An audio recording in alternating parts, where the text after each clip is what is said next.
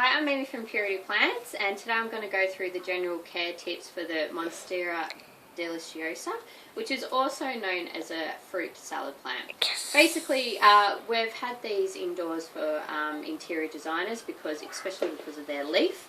And as you can see, it's like a Swiss cheese effect, and and with the light going through it, it looks really, really nice. With the Monsteras, they are an aggressively growing plant. In nature, what happens is they have these aerial roots, and those aerial roots go through to the soil and up the trunks, and this is where they obtain a lot of their water and nutrients from. That's their source. So when they're indoors and in a very small pot like this, you can always, because they're not needing to go to the ground and source nutrients and water from what they would in nature, you can always just cut them off, just flush to the trunk or the leaf, and you just cut them off like that, and it's not going to harm your plant at all. And they can become a little bit unsightly for some people, especially if you want to keep them small. So you just do that and that. And we've got a baby one here, and you can leave that if you want or cut it. Now the other thing is, this is in a really small pot. Now Monsteras naturally love to grow and grow rapidly. If we just planted this into a big sort of indoor garden bed, those aerial roots would pin down and it would spread and it would become like a ground cover, and if there's any sort of structures or stakes in place, then those aerial roots will wrap and anchor themselves onto that stake, and then they have that climbing growth habit as they would to a tree in a rainforest. So in this situation, we just want to keep it in this small pot and keep it really, really manageable. So what we do, as you can see, as the plant's got quite big, it's top heavy now. You can grab just a normal twig that's nice and strong from your garden. You can get some sort of stakes, mini stakes, whichever you like.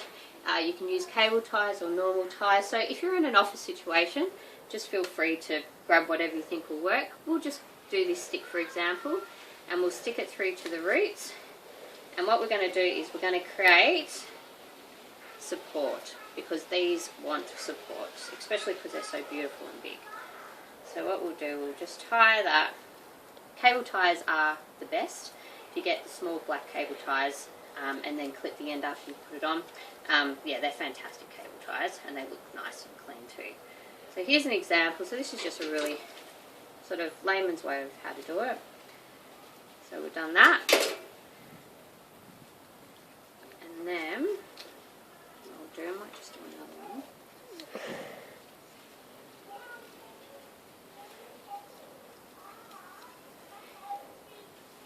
Now the other thing, if you're getting too much foliage, or if you wanted to propagate off the plant that you've got, it's very, very easy to do. So say for example, if you had this on your desk and this leaf was annoying you or this leaf was annoying you, all you would need to do is you basically snip at the node. So what we could do, we could clip here, that leaf will go, but then obviously it will go a bit lopsided. So always be mindful to the natural direction of the growth of the leaf. So if I cut this middle section off, and we could put that in water, and after 2 to 3 weeks we can then put it into soil and it will start to shoot, and yeah, they'll shoot anywhere pretty much.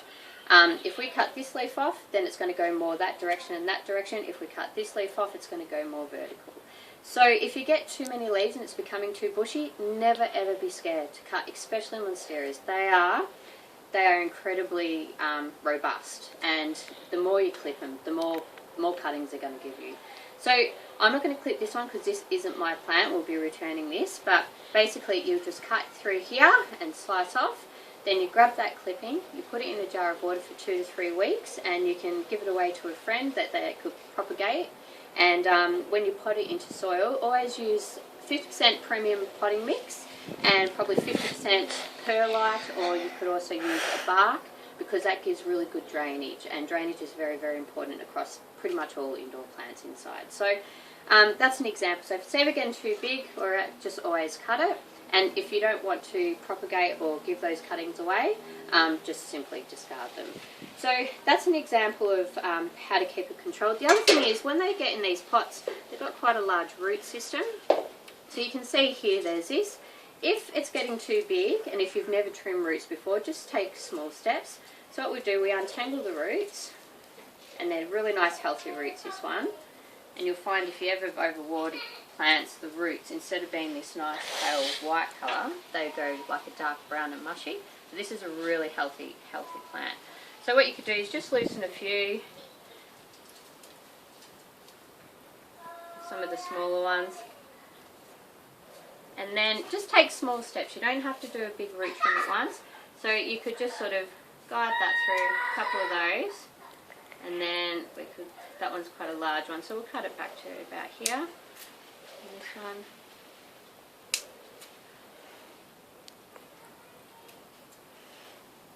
And then what you do is you get potting mix. Here we've got bark and potting mix together, and then I've got a little bit more coarser potting mix here.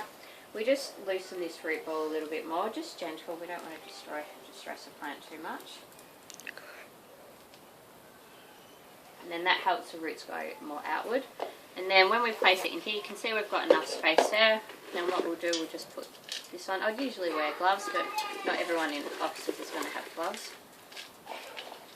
And just make sure you wash your hands after repotting and working with soil, because you can have white mould and mould spores and other things. And in general, soil's pretty good, but when it's indoor for a long time, it can, and it's not ventilated, it can have white mould. So what we'll do this. Mix it all around. When you do a root trim and repot, don't fertilise at least for 3 to 4 weeks. It's just, there's a lot going on to a plant when you do that, and after repotting, simply just give it a really nice good drink, and and that will do.